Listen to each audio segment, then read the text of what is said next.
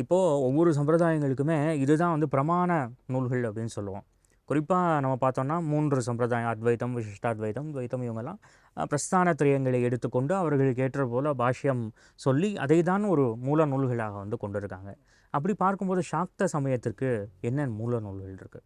சாக்த சமயத்துக்கு பல மூல நூல்கள் உண்டு. சாக்தத்துக்கும் பிரஸ்தானத்திரயம் உண்டு. ரொம்ப நம்ம விவரணமாக உள்ளே போக விரும்பலைனாலும் இது போலே பிரஸ்தானத்திரய பாஷ்யங்களும் உண்டு. சாக்தத்துக்கு தனியாக சாக்த பிரஸ்தானத்திரய நூல்களும் உண்டு. அதுக்கு முன்னாடி பௌராணிகமாக நம்ம பார்த்துட்டோம் அப்படின்னாலே தேவி பாகவதம் சாக்தத்துக்கு பிரமாணமான ஒரு புராண நூலாக இருக்குது.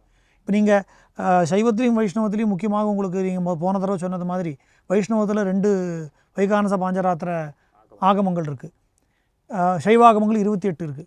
அப்போ நமக்கு அதுபோல் சாக்தங்களுக்கு தந்திரம் விஷயம் ஒன்று தான், பேர் தான் வேறு.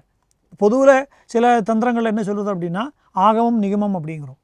அதாவது பரமேஸ்வரன் தேவிக்கு சொன்னது ஆகமமாகவும் தேவி பரமேஸ்வரனுக்கு சொன்னது நிகமமாகவும் சொல்லப்படுறது.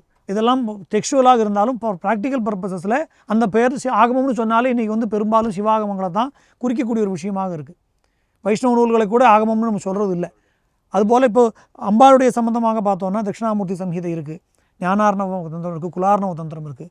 இதுபோல் பல தந்திரங்கள் இதெல்லாமே ஆகமம் தான். ஆனால் அது தந்திரம்ங்கிற பெயரால் வழங்கப்படக்கூடிய நூல்கள். இதெல்லாம் இப்போ சில நூல்கள் பரமேஸ்வரன் அம்பாளுக்கு உபதேசம் பண்ணது, சிலது அம்பாள் பரமேஸ்வரனுக்கு உபதேசம் பண்ணது. யார் கேட்குறா யார் வாங்குறா அப்படிங்கிறது மட்டும்தான் மாறுறதே ஒழிஞ்சு இதில் பல நூல்கள்லையும் பல வகையான வழிபாட்டு முறைகளும் பல வகையான ரகசியங்களும் அதன் மூலமாக விதிமுறைகளும் கொடுக்கப்பட்டதாக இருக்குது. அதனால் இதெல்லாமே பிரமாண நூல்களாக தான் கொள்ளப்படுகிறது.